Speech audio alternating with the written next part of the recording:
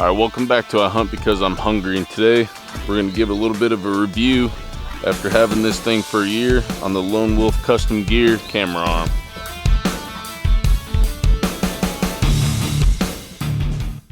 Alright, so today we're going to be starting a little bit of a review on the Lone Wolf pocket arm. It's roughly, I got the full one, it's roughly about 29-inch reach when fully extended from the tree, and it comes in just around 1.5 pounds. Now, I want to talk about some pros and cons with this camera arm, and straight off the bat, obviously the biggest pro for this is the fact that it's small, compact, very, very lightweight.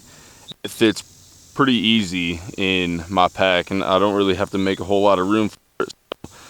That being said, I also went with a Selection fluid head. It's just a small one. It's real compact and it fits real well with this pocket arm right here. But I will tell you that I think at the end of this, the pros will definitely outweigh the cons. There are still some things that you guys have to be cognizant about when ordering this. So first, right off the bat, the strap that it came with.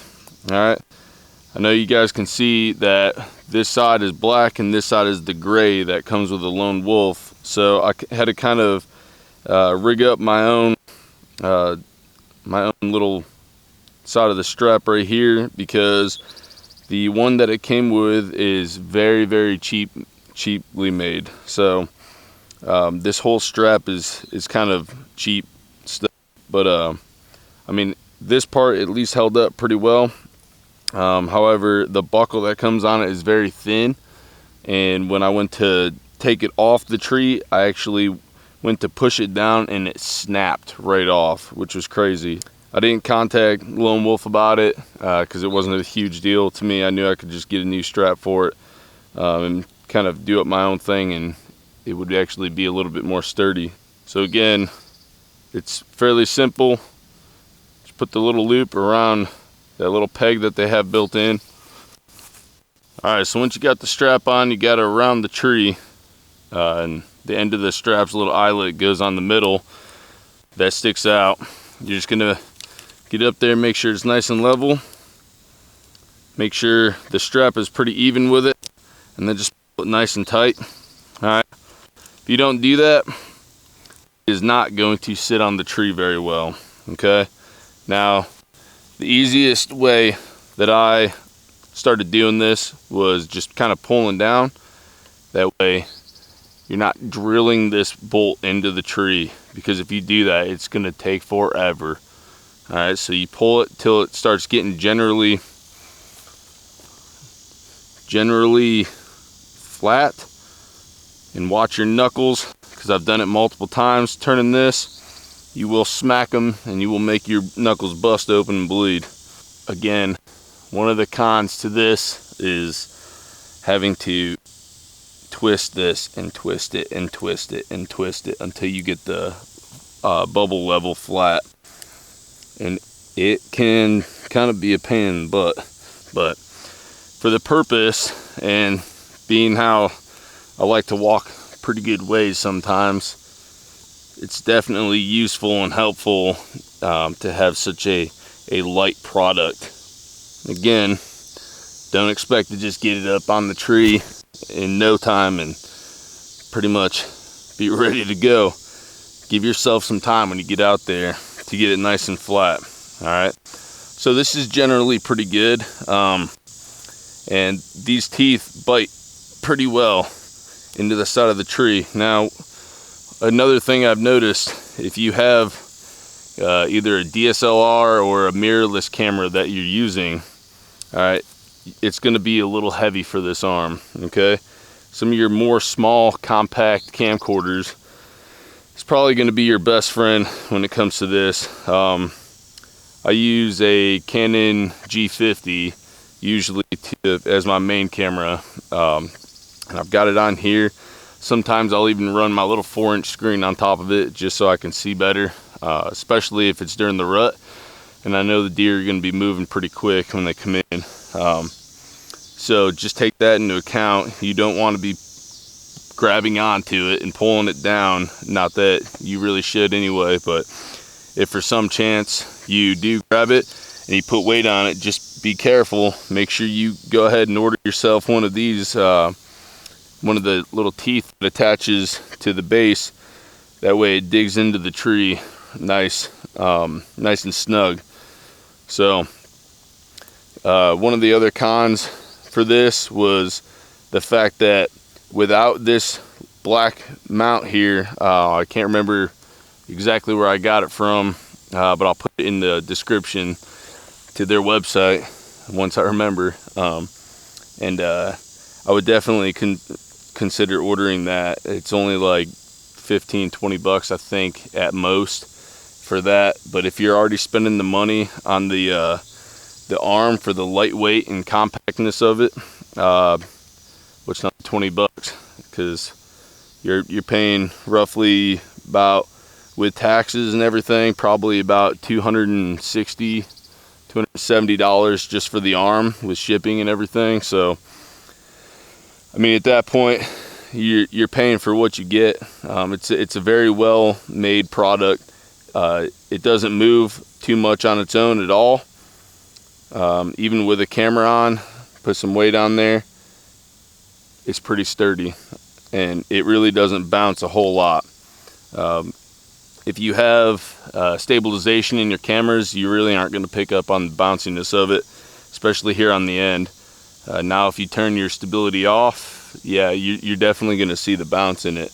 But again, if I had to recommend this arm, I would recommend it if you are trying to be light, and that's only if you're trying to be light. If you're not too worried about being too light, I would suggest you stay with like Muddy Outdoors. Stick with their cameras, or their camera arms. Fourth Arrow, I know they make a real solid one too. So if you're gonna spend the money, I would invest in something. If you something of that nature, if you're not worried about the weight or going in too far. But if you are worried about the weight and you want to cut down on size and you want to be more mobile, then I would definitely consider getting this arm.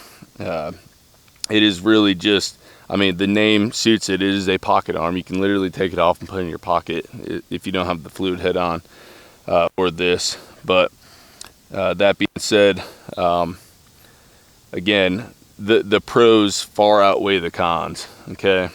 Now I walk around carrying 2 cameras with me, trying to get the best footage that I can. So the weight adds up after a while, and when you walk in a mile or so and it's hot like it is right now, I'm dripping sweat. How hot is it? It is 100 degrees out right now. So again, this is what it's going to feel like during early season. So I would highly suggest you pack light and take it as minimal shit into the woods as you possibly can.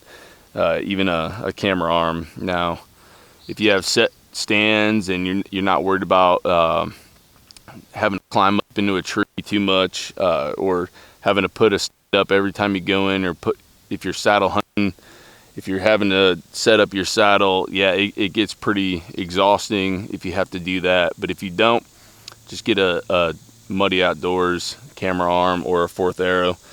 It's a little bit more sturdy. You can put more of the prosumer cameras on it, and then obviously if you're a professional, I mean, you already know what the deal is anyway with camera arms. So I would say this is definitely worth the money though.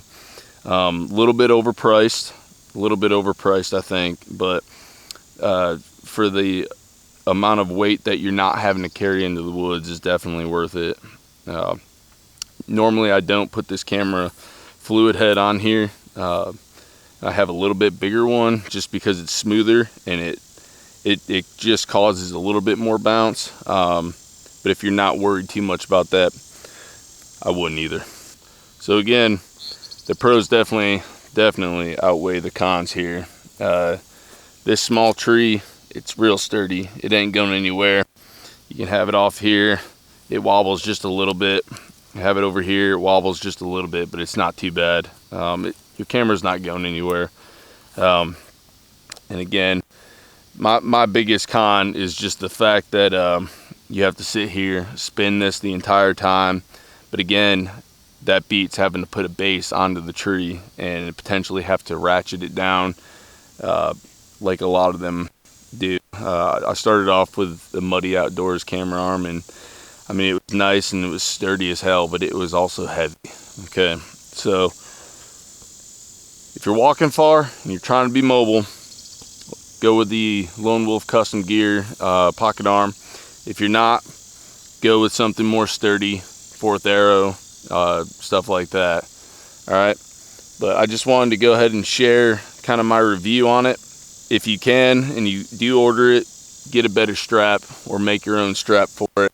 I think this year I'm gonna try to take one of those trail camera straps and kind of put it around there. I think you'll be able to get kind of the same use out of it. It's pretty much the same thing, and there's already little slots in the actual base itself for you to do so. So I think I'm gonna go that route. It might save a little bit of time, it might not, who knows. I got to put it to the test. So appreciate y'all for watching, and make sure you hit that like and subscribe button, and stay tuned for more reviews and some more hunting content that should be coming out here this fall. So got big aspirations and big dreams and big goals for this fall, and I think I can get it done. I drew a cow tag for Kansas for elk, so I'm pretty excited. Y'all stay tuned for that one, because that video is going to be awesome. Spent the last 2 seasons filming guys who drew their tag, and this year I was lucky enough to draw my own. So y'all stay tuned for some good content coming in, and thanks again for watching.